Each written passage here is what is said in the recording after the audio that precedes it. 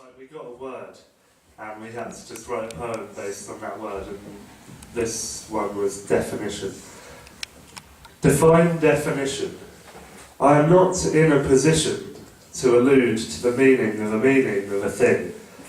Defining the meaning of meanings is a tough battle to win. Where do I begin? It's that which you see, the essence of the item and whatever it will be. The outlines and the colour, in and outside the object you have chosen. Momentarily frozen in your mind's eye to be dissected, and its use directed for whatever you see in it. It can start out barely visible, but you know a definition can be made. Squint your eye, adjust your tie, pull the focus so it sits just right.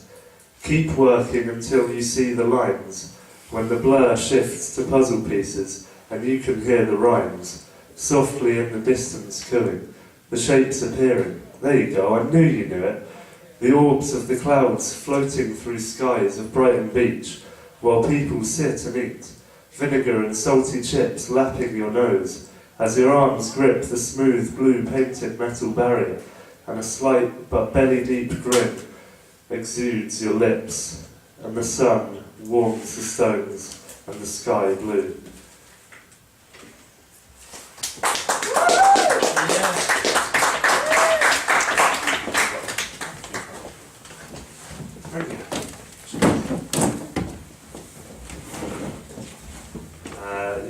This one is called Worms in the World.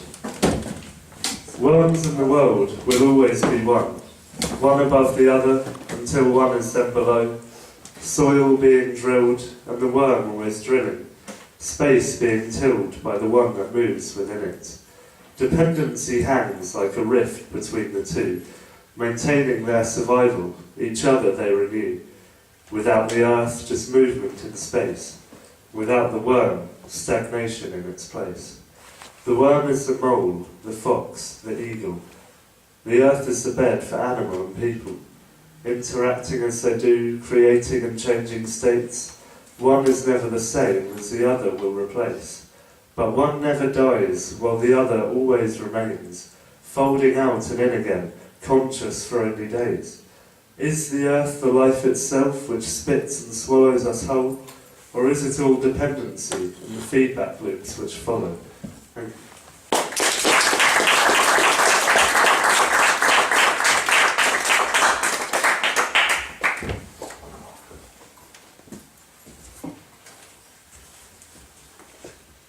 Unravel this. Right, this one's called Warrior. Alone the warrior stands, head held low in blood-stained hands. The unfortunate soldier had been posed a question, but all too late. The deed had been done, his mind reversing bullets through the barrel of his gun, out of the head, arms, torso, fingers, now strewn across the floor like a bloody rose garden. The unfortunate soldier had been posed a question, but all too late. The orders had been made. He followed, blind as he always was, blind to all other troubles except those of his boss and the knowledge of job loss. But the unfortunate soldier had been posed a question. All too late, and not to never be undone, his mind agape in the abyss's grasp, just like those at the end of his gun. How the message got into his head he will never know, but this time round the sight of those bodies showed him high ground. But all too late, for he knows now that he has done too much, caused too much worry, revelled in too much pain to ever do anything except see those lights from the ground. How did fate show him this now? Reveal to man a world which deeds bring you to, while he or her is blind to its existence. But it was all too late, and slow. So, head slowly turning, he walked away from the scene, knowing his place in the universe and where he would always be. Shutting all doubt from his mind, he was somewhat relieved. The heights he saw so far away, he saw there was no key. So venture he would across his lands, and master them somehow would he, dropping the blade, the deadly gun, He picked up speed and started to run. Ahead of him rose the god of all lands, the golden glowing sun. Will it give him another chance, this early rising one? Into its glowing embrace he fell, and let his worries loosen. Evil was stripped from his heart encased, and witness now was Lucifer. Lucifer saw he had no use for him now, and left, the man's heart returning from black to red. Alive now he felt, and ready to run, when before he was almost dead. The universe's shifting wind had written for him a path, one without glass, no vision without venture, and a good nature for him at last. Reverse his wrongs he would do in the course of a new future. He would reach that higher plane with rays of sun to nurture, and they nurture him. Of all things, it was not too late. The question had been answered.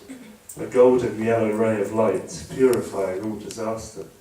Change will come, and as it comes it goes, as is with its nature. Your heart will sink, and then rethink, and know itself ever after.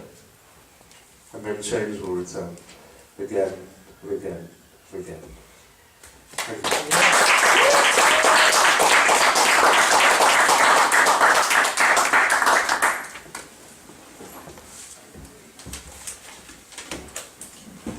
Okay, this one is called Colours of the World.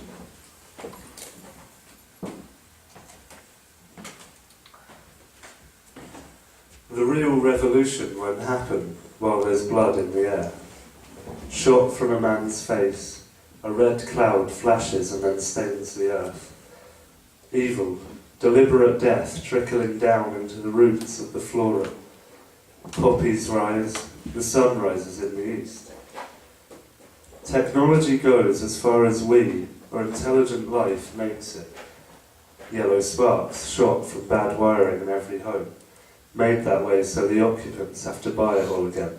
So we'll never really progress, because we're cheap and single-minded. Where is the Queen?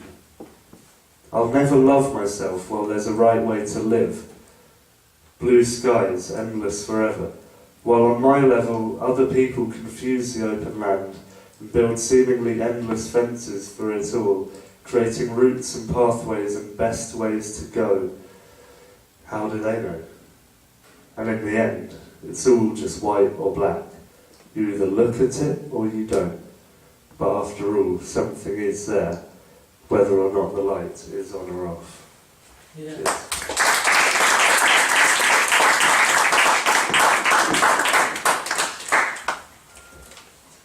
Okay, yeah, this was the first poem I felt truly happy about, and it's called The Wishmaker's Dream.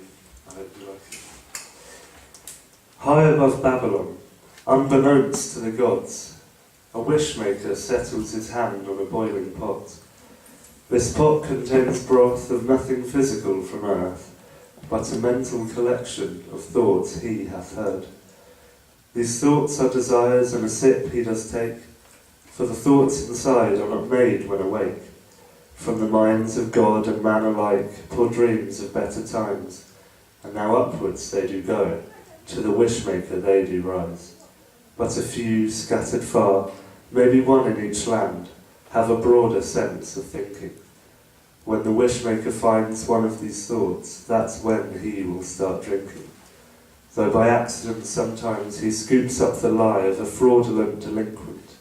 This bastard's wish that he did sip on earth then starts to happen, and as earth feels their tyrannical dream, so too does poor wishmaker's body. Finally though, after much sifting, a beautiful wish is found. He nuzzles on these in hope to achieve the love that he left on the ground. For he remembers her mind as the first one he saw, a sparkling beautiful red. A night left a store in memory's core, one that he'll never forget. Her wish was pure, wholehearted and nice, and pleaded to him as he left. She wanted him to keep saving the world, and knew he could do it best. As the wishmaker rose ever higher and faster, he looked down with slight regret. His thoughts became more, and his physical core was disconnected with Earth's gravity. Had my loved one thrown me oh so far from this life I am used to living, for reasons that may change the world or just for a new beginning? But Wishmaker now returned to his pot, his old red lips just grinning. A toothy smile he had not felt for a while let him know that he was winning. For if he had stayed to love that girl, he knows that the worldly dinning, that he's kept at bay for many a day, would someday consume the living. Love is in life, and life is in love, but now he had clearly reached something above, requiring not mere attraction or lovely reaction, but some kind of unearthly interaction. It lies in the ether between he and them. He knows it, and grants it there and then, for he knows when people's wishes are right, when they resonate as hers did that night.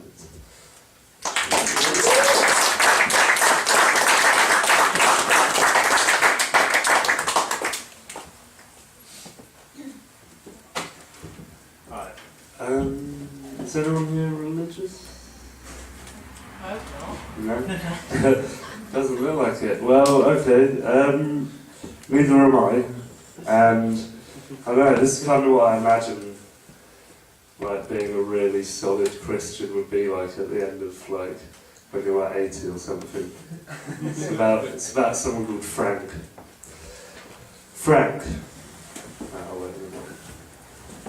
Hello.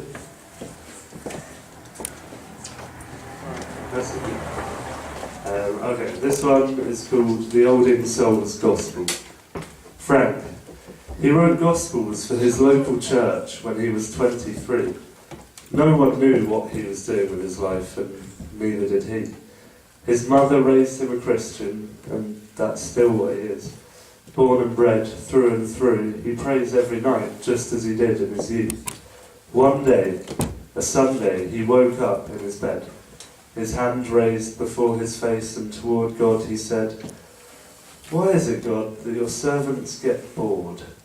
I've served in your church, christened from birth, and now lie here trembling as my hand appears old. Will the next life be better, God? Will excitement lead my way? For I've only sat reading your text day to day, in hope that you will light the end of my tunnel, I pray. It seems sometimes that I've been misled. Your teachings have gotten me as far as this bed. So God, I wonder, if I hadn't been guided to you from my first step, could I have led a life where I could look back without regret?" A booming voice that shook through his skull and resounded in his bones woke him till further than he'd ever known. Stood up he did and grasped that door handle.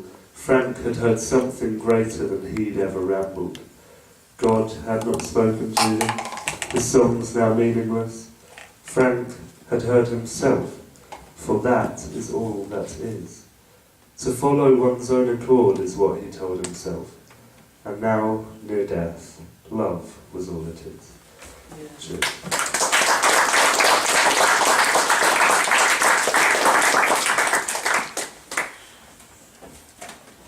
Okay, I think I'll do this one and then read a short story, and then that'll be... It's not Ponton, sadly. Yeah, I need to finish Ponton. But, oh yeah, perfect. Oh, sick. Okay, cool. Got them both here. Right. This one's called A Million Things. And, is there any more left in that?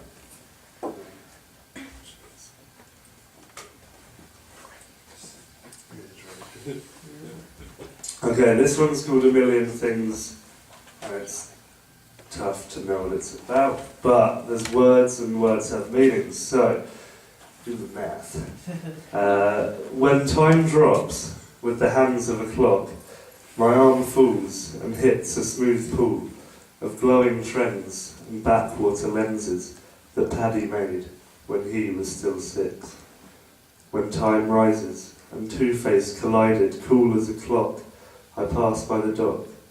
Winter flies by into summery sky, ever-changing, always fading, and girls dance by, parading. Was it really 12 o'clock when I was born, hands partitioned on each side of the saw? Was the air really as cold as I remember, in that late evening spring, mid-December? What I remember now won't feed me well, sitting here throwing stones into a well. A bird, a sparrow, flies by my eye, and I catch it as we both catch the other's eyes. It was a silver sky, as I recall, the wintry fall that tried to say it all, but got lost in transition, the way to translation. The emancipation I get, though, from hearing your tongue move rhythms in the air is unbearable. I try to tear down the walls that I made years ago when I didn't even realise I was there for you. You were there for me when money clinched down and out and my feet had no place. So now I replace my sadness with wanton fear of death and strive towards the end with you as my final breath. The disheartened swallow never felt glad. Do you know why? Because it swallowed its joy with its pride, and now remains faultless, motionless, and deep inside restless. When time drops, and the hands fall off, a cold pool soaks my arm.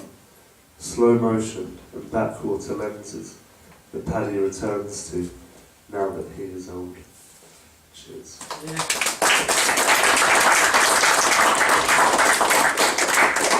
Okay, this is the last one from me. It's a story that I wrote in Croatia after Outlook Festival, which was really fun. I had a 300-word story competition to go to, but I couldn't use this because it needed to have like a modern urban theme, and this doesn't really. Fair enough. But I liked it anyway, and it's called The Liquid Crow. An eye passed over the forest, tempted by any patch of non-green area it saw. Grains of itself scuttled down its throat with each rattling breath that it drew, as though its body were leaving its mind of its own accord. Like an eagle's, the eyes were sharper than ever, and remained the single solid part of the crow's anatomy, still completely focused by the mind. Despite this, the black orbs glistened, healthy and wet, and over the forest it flew, feathers departing with each beat of its ragged wings. If it did not find food soon, the mind should be left without a body to fend for it, and over time, the clear sky surrounding the crow melted slowly into a molten shade of orange. The crow was falling with the sun. A ragged silhouette was cast through the last desperate rays of the sun, appearing on the canopy of the darkened forest, on the calmly shaking leaves of trees that had not the ability or need to search for food. Soon, that which cast the silhouette upon the canopy took its place and ripped itself beak to talon on the many twigs and branches that lay await on its descending path. Blood appeared, dripping in its wake, descending slower than the crow itself, but still descending. And upon the soil the crow squawked, and its lungs shuddered, its heart turned inside out, and its legs and feet went stiff. The bird's tongue fell out of its mouth, flopping and limp, and slowly, over the coming months, the eyes solidified, leaving the crow empty.